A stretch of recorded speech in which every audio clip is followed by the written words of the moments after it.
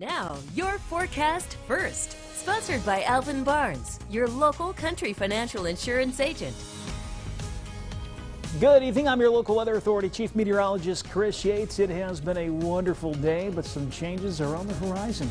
Let's start off at Uptown Normal. Wonderful looking view on our sundown exteriors camera. Officially out of Central Illinois Regional Airport in Bloomington, the temperature is 77. We've got temps now in the upper 70s to low 80s region wide. It is going to be another warm night for many of us, but we'll at least get a chance for some more passing showers late tonight, early tomorrow, as temperatures drop to about 72 by 5 a.m. More rain on the way and a big splash of fall heading our direction. We'll have that forecast coming up. Wyzz News at 9 starts now. Tonight at 9, could it drive economic opportunity? How recreational marijuana may impact the city of Peoria. Also, the movie Joker hits theaters this weekend. We'll share the safety measures that you can take, as some are doing so after a shooting in a movie theater more than 7 years ago. And East Peoria intersection, the project that council members met tonight to discuss further about their updates. But first, we're talking about that. East Peoria city leaders working on a plan to make travel safer and easier for neighbors, but it could cause a headache in the meantime. It tops our 9 at 9 tonight. Thanks as always for joining us. I'm Eugene Daniel. Treasurer Roberts just got back from East Peoria City Council and explains why an intersection will be revamped next year. Treasurer Howe. Well, Eugene, tonight council members voted to rework the intersection of River Road and Camp Street. Initially, the plan was to create a roundabout, but that plan has changed. Now, a traditional signal intersection will be built with added lights to make travel quicker and safer. The project will cost the city $144,000, less than if they constructed a roundabout. Drivers will also have easier access to surrounding businesses. We want as many people as we can get to have access to Embassy Suites and Steak and Shake and that part of town. We don't want them to have to go past, turn around and come back. We want them to be able to come over the bridge, turn left, turn right into it. The construction at this intersection will begin next year. To find out how this project is being funded, head to ciproud.com. Eugene. All right, thanks, Treasurer. Governor J.B. Pritzker released a map showing which communities in the state were heavily impacted by the criminalization of marijuana. The Cannabis Regulation and Tax Act created a program for social equity applicants. This program allows someone who has lived in a certain area, for example, in Peoria specifically, the East Bluff, South Side, or Riverfront, to be able to own a business that sells recreational marijuana. Peoria Mayor Jim Artis tells WYZZ it'll take time to see how this will impact the city. Looking at approximately $100,000 in the first year, just because those sales, we're not looking at the sales tax until September, so we're looking at roughly $100,000.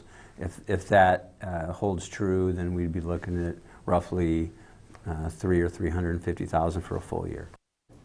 Mayor Artis says the city will potentially get 2 recreational dispensaries. The city should get $100,000 from sales taxes in 2020. That's because they won't count sales tax until September. And with pot being legalized in the state of Illinois, people with cannabis charges could see those charges expunged. If you were caught with pot under 30 grams, your charges will be dropped. But if you had more, it will take more time for that to happen. Peoria County Sheriff Brian Aspel says his office is working to be proactive to get all of the paperwork done. We are getting a full-time employee starting in January that's going to be specific to expungements. That's all this person will be doing, is trying to manage the expungements and everything that comes in. Aspel says he'll know by the spring if his office needs additional resources to help with those expungements. An East Peoria man could spend the next 15 years locked up for sexually assaulting his ex-girlfriend's teenage daughter. Daniel McCuskey is pleading guilty late last month to 1 criminal sexual assault charge. The 48-year-old is scheduled in court for sentencing on December 3rd. And Illinois State University leaders are still trying to educate students on the concept of consent. This after the 5th sexual misconduct case in less than a month. On Friday, another student filed a report with the University of Illinois Police. The incident involved alcohol, and while both parties may have been intoxicated, it is still illegal to get consent while someone is drunk. ISU offers seminars, online courses, and one-on-one counseling, but University Police Chief Aaron Woodruff says unless parents are doing their part, the trend could continue. Unfortunately, you know, as long as we have some of the issues we have in society, and as long as, you know, we have, you know, children that are being raised and where consent isn't being discussed at home before they come to college campus, then we're going to continue dealing with these issues. The University Police Department is getting ready to start a new series called RAD, or Rape Aggression Defense. You can visit our website, ciproud.com, to find out more about those classes and when they begin. The new Joker movie comes out this weekend, and theaters are preparing for a safe opening. 7 years ago, a shooter opened fire at the release of The Dark Knight Rises, killing 12 people and injuring many more. Well, Landmark Cinema's assistant manager, Brian Craig, says no one should worry about seeing the Joker. He says they have always had security, and this weekend will be no different. They're also encouraging moviegoers to dress up to enjoy the movie, but it's against policy to wear masks or face paint to the theater. Our theater is always equipped with a security crew every single weekend, so we're no stranger to safety when it comes to people's concerns and all that. If you're going to see the Joker this weekend, you can check with your local theater's costume policy before heading out to the movies.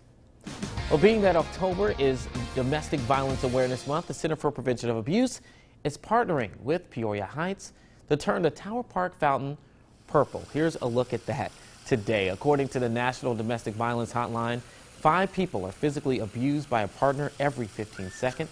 And the center CEO, Carol Myrna, says there's something everyone can do to support those impacted by domestic violence. We're asking people to wear purple on Wednesdays throughout the month of October.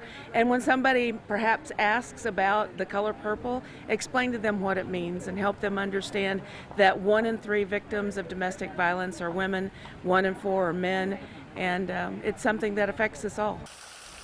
The Center for Prevention of Abuse started the tradition of turning the fountain purple last year, and Myrna hopes this fountain can serve as a reminder for people to be aware of the violence that is going on around them. And right now on CIProud.com, the city of Peoria is preparing for snowfall this winter. Find out how many snow routes will be added this year under the Digital Originals tab. And if you're looking for more local news, be sure to open the CI Proud to Go mobile app. And if you don't have the app, it's very easy to download, or again, you can go to our website, ciproud.com. I know we're not quite at the snow weather yet, but according to our chief meteorologist, Chris Yates, the temps are about to drop a little bit. Isn't that right, Chris? Yeah, some big changes, but you know where they got some snow, or at least a lot of it, would be in Montana. Parts of Montana, 50-plus inches of snow over the course of the weekend. That was a far cry from that this weekend, but September was interesting for us, especially thanks to the last couple of weeks.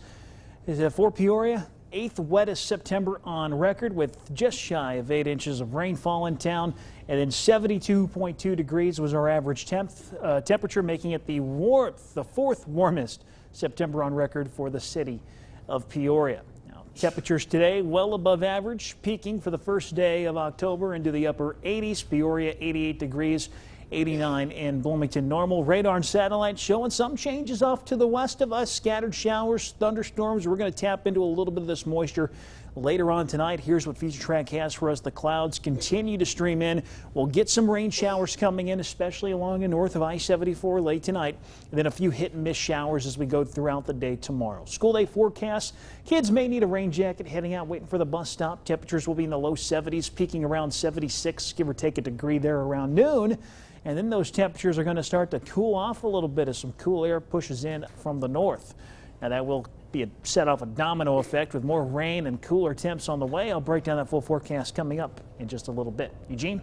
Coming up, President Trump's impeachment inquiry, what information lawmakers are using to make their decision.